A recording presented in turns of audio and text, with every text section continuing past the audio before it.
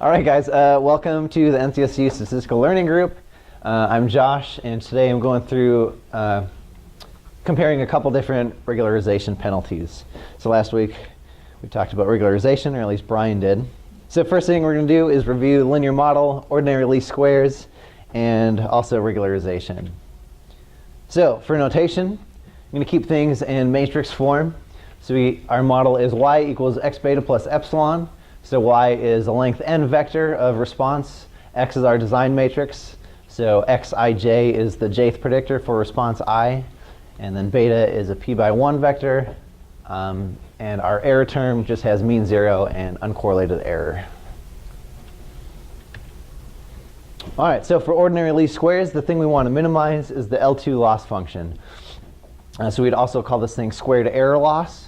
And for regression, a lot of times you see it as residual sum of squares. So the RSS of beta is y minus x beta transpose y minus x beta, which is the same thing as the sum of the yi's minus xi transpose beta squared. So that's a continuous and differentiable function with respect to beta. So we just take a derivative, set it equal to 0, solve for beta. We get x transpose x inverse x transpose y. So for regularization, we can think of it as minimizing this kind of augmented RSS. So we change it by adding in this scaled penalty term scaled by lambda. Or equivalently, we can think of this as constrained optimization.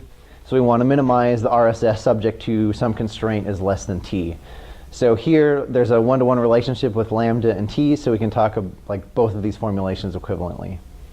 So lambda or t, both greater than 0, is going to be the tuning parameter that we're looking at.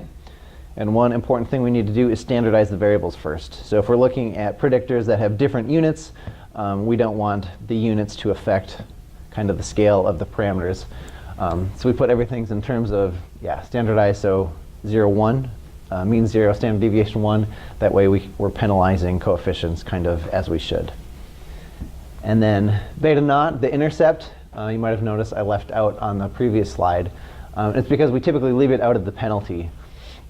And that's just because if we leave it in the penalty, we'll get a different solution if we take y and add some constant to it. So in order to kind of do more unique solutions, we leave it out of the penalty.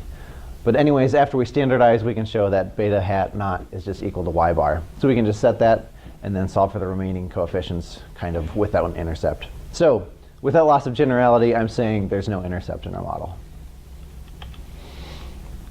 So this is a slide that Brian did last week, but it's really important, so I'm going over it again. So assessing prediction accuracy. So given a new input x naught, we assess our prediction f hat of x naught by expected prediction error. So the expected value of y naught minus f hat of x naught squared. And this thing just boils down to, as Brian talked about, irreducible error variance on the y's plus the MSE of f hat. And then MSE, it just boils down to the variance of f hat plus the bias squared. And so the variance is just the sample-to-sample variability, and the bias is just the average difference of f hat and the true f. So since we have an irreducible error variance, the thing we're trying to minimize here is MSE. And so there's this kind of bias and variance trade-off. So Brian also showed this one last week. So basically what we're doing with penalized regression is we're going from the right side to the left side.